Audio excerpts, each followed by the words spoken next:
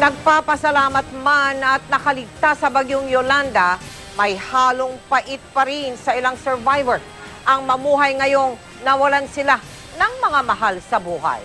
Nakatutok si Sandra Aguinaldo. Isa si Jay Lacandazo sa mga residenteng sugatan sa hagupit ng Super Typhoon Yolanda sa Barangay San Joaquin sa Palo, Leyte. Pagkatapos ng unos, nakisakay siya sa grupo ng Philippine Air Force pa Maynila kung nasaan ang kanyang mag-ina. Pero wala raw oras na hindi niya inisip ang lagay ng kanyang ina at iba pang kaanak na naiwan sa Leyte. Ang iba, hindi niya alam kung buhay pa. Medyo humina na yung hangin. Hinanap ko po yung mga tita ko. I've lost like 4 na tita. Tapos marami pang missing. More likely siguro mga nasa 40. Sa area namin, talagang nangangamoy na yung amoy ng patay na tao.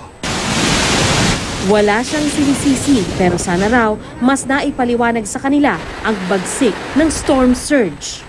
Sanay ako sa bagyo, pero first time ako nakita ng ganung kalakas na within a span of a minute, yung taas ng tubig sa bahay mismo namin is lagpas tao na. Storm surge sila. Ang tanong doon, alam ba ng tao ang storm surge? Hindi naman siguro.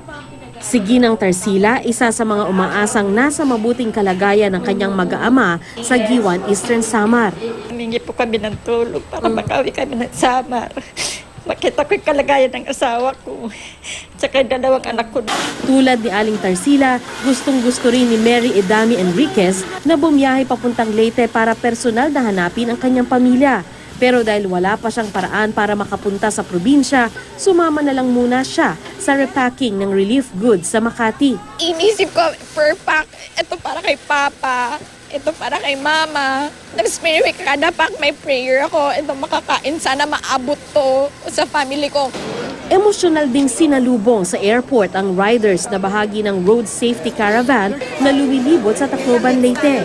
Hindi raw sila umalis sa probinsya hanggat hindi natitiyak na ligtas ang lahat ng kanilang miyembro. Walang pagkain, walang tubig. So, buti po, intact lang po yung grupo namin. Ang isang rider hindi na napigilang maiyak nang muling makita ang kanyang mag-iina. Hindi namin alam kung makakauwi pa kami. Nauwi rin sa Bangungot ang dapat sanang masayang bakasyon ni Eds Payawal sa Leyte. Nagpapasalamat siya na tinulungan siya ng grupo ni Love Añover na makabalik sa Metro Manila. Naglakas loob na lang ako to approach.